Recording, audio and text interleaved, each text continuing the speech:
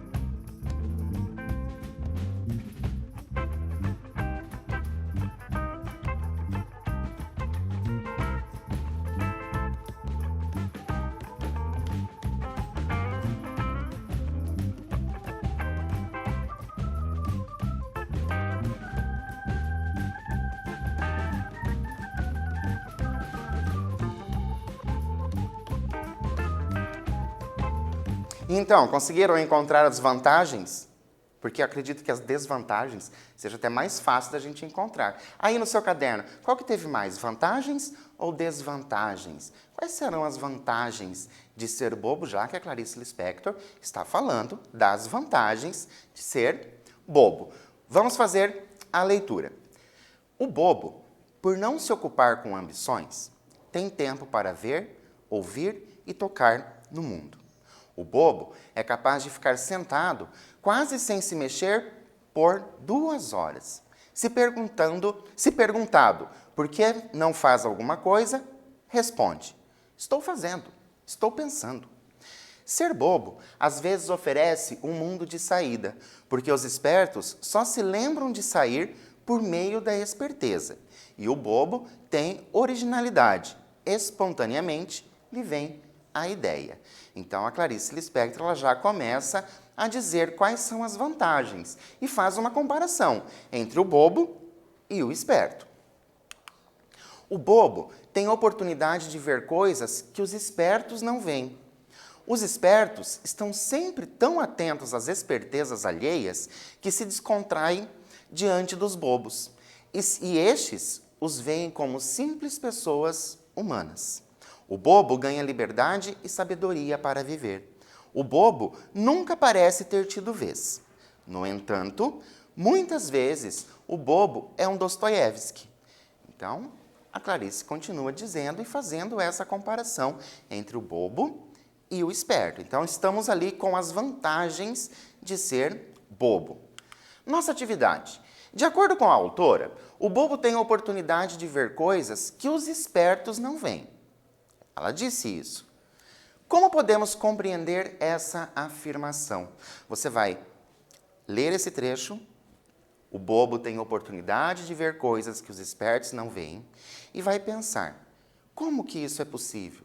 Quais são essas oportunidades que não são vistas ali? Vou dar um tempinho para você fazer isso no seu caderno e eu já volto.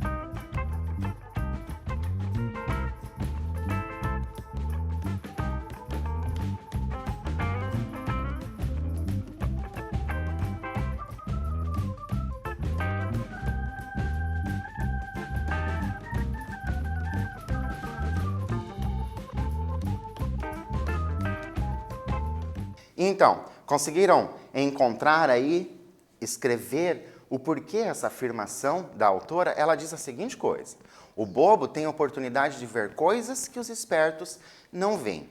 Por que o bobo vê? Por que o bobo não vê, de acordo com a nossa autora? Então, nós temos aqui, ó. É possível compreendermos que, para a autora, os bobos veem mais coisas porque os espertos ficam preocupados em exercer a sua esperteza e, por isso, deixam passar despercebidas as coisas simples do cotidiano. Olha que simples. Olha como é simples essa afirmação dela. Ela diz que o bobo vê mais coisas. Por quê? Porque os espertos, eles estão fazendo o quê? Preocupados com as espertezas. Então, eles estão pensando o tempo todo em como ser espertos e deixam ali passar algumas coisas, coisas simples, enquanto o bobo, lembra que ela ainda diz que o bobo fica sentado, pode sentar ali 2 horas e dizer que está pensando, fazendo alguma coisa, que seria o pensar? Então, é assim que a nossa autora, ela compara as vantagens e as desvantagens. Então, olha aí uma das desvantagens, né? De você ser esperto, você deixa passar as coisas por você. Mas, continuando o nosso texto, a autora diz: há desvantagem, obviamente. Uma boba, por exemplo, confiou na palavra de um desconhecido para a compra de um ar refrigerado de segunda mão. Ele disse que o aparelho era novo, praticamente sem uso, porque se mudara para a Gávea, onde é fresco. Vai a boba e compra o aparelho sem vê-lo sequer. Resultado: não funciona. Chamado um técnico, a opinião deste era de que o aparelho estava tão estragado que o conserto seria caríssimo, mais valia comprar outro. Olha só como a autora traz uma das desvantagens de ser bobo. Então, ela diz que, claro, que existe uma desvantagem também em ser bobo, e ela dá exemplo dessa compradora. Nesse momento, as pessoas compram bastante coisa pela internet. Será que você já foi enganado? Será que você comprou uma coisa achando que era uma coisa e recebeu uma outra coisa? Naquele momento, será que você se sentiu bobo? Então, nós temos, inclusive, alguns vídeos aí espalhados pela internet que fazem as comparações daquilo que foi pedido, né, pela internet, na loja, por exemplo, foi pedido, e aquilo que chegou, fazendo as comparações. Será que essa pessoa se achou boba? Será que foi esperteza você mostrar um outro produto? Então, a autora nos traz o quê? Traz a ideia de que a desvantagem de ser bobo é você acreditar nas pessoas. Só que estaria errado você acreditar nas pessoas? Ou é aquela pessoa que fez ali uma esperteza que é o errado, como aconteceu aqui no nosso exemplo? E nós vamos reler o trecho, e no trecho aparecem algumas palavras derivadas. Nós já aprendemos sobre palavras derivadas. Você vai reler o trecho e retirar essas palavras que são derivadas. Vou dar um tempo para você fazer isso no seu caderno e eu já volto.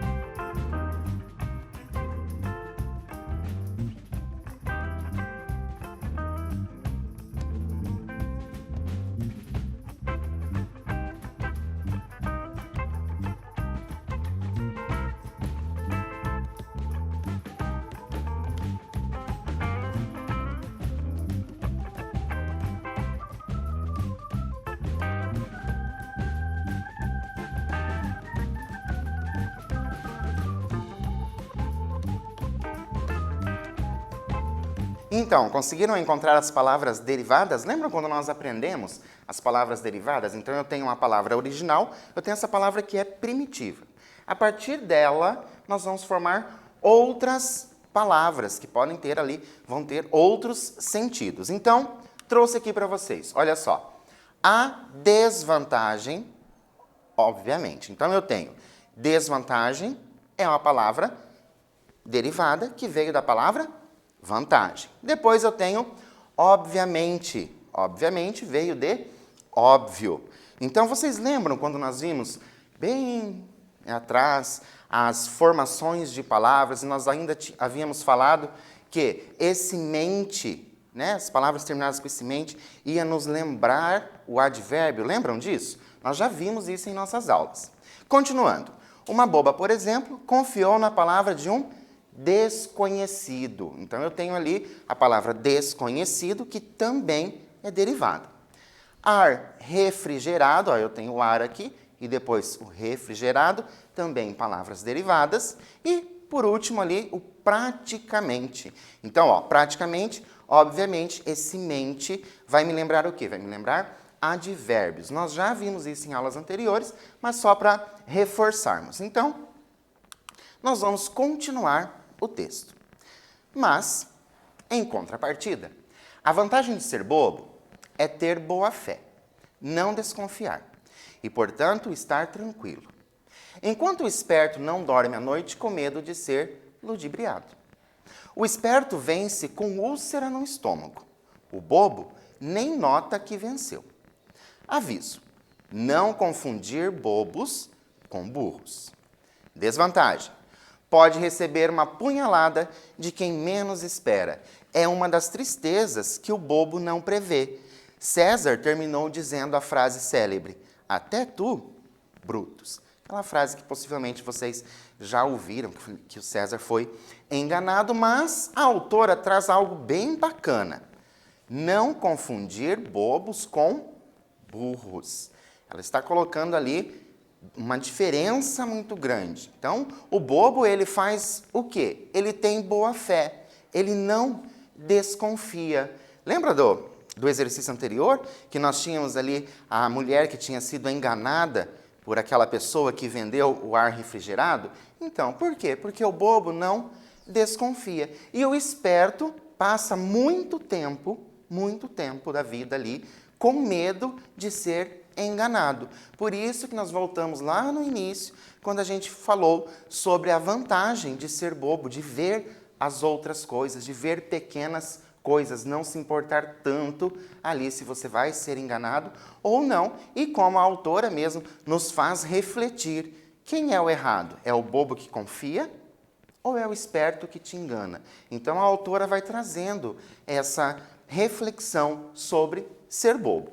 E continuando, nós temos o trecho: o esperto vence com úlcera no estômago. Olha só, úlcera no estômago. Qual o sentido produzido pela expressão? Então, o que ela quis dizer com isso, que o esperto vence com úlcera no estômago? O que isso quer dizer? Qual é o sentido dessa expressão ali, úlcera no estômago? Vou dar um tempinho para você pensar, escrever no seu caderno e eu já volto.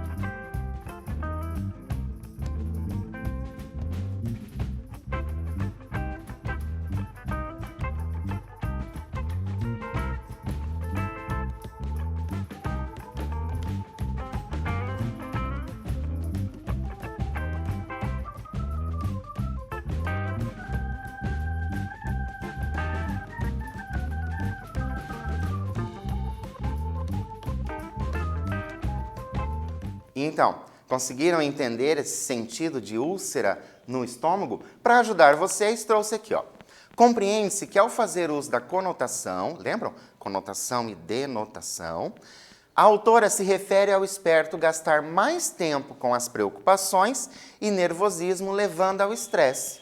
O estresse É uma das causas do surgimento de uma úlcera no estômago. Então, ela utiliza ali essa palavra, né, essa expressão úlcera no estômago, para dizer sobre o estresse, que a pessoa tem esse estresse ali. Continuando a nossa história. Bobo não reclama, em compensação, como exclama. Os bobos, com suas palhaçadas, devem estar todos no céu.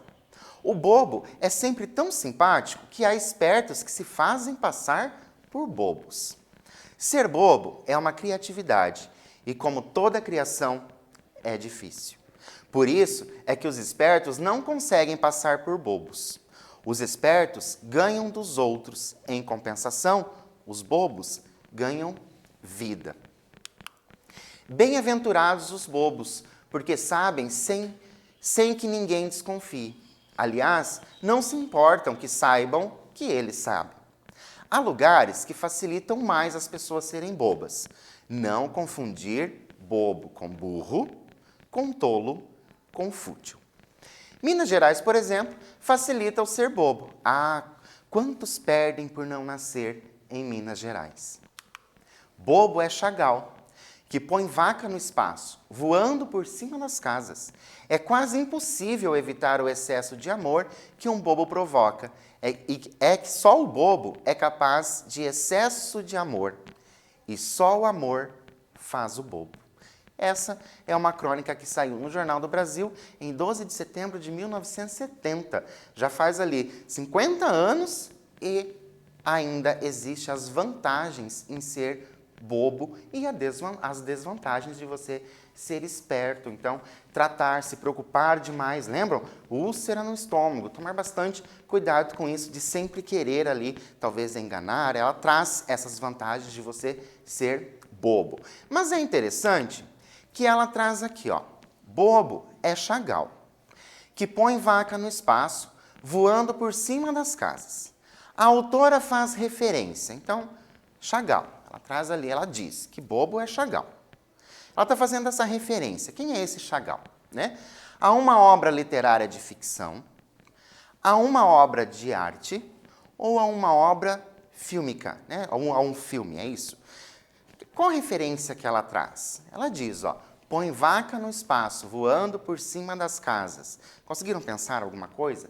Já viram algo parecido? Essa referência que a autora faz, olha só, é a uma obra de arte. É essa obra de arte aqui, ó, que nós temos a vaca voando, tá vendo? Ela está até segurando uma sombrinha e aqui embaixo nós temos a cidade. Então é por isso que ela diz, põe vaca no espaço voando por cima das casas. Gostaram da crônica da Clarice Lispector?